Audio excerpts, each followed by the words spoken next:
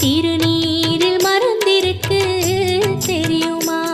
அதை தினம் அணிந்தால் புகழிருக்கு புரியுமா?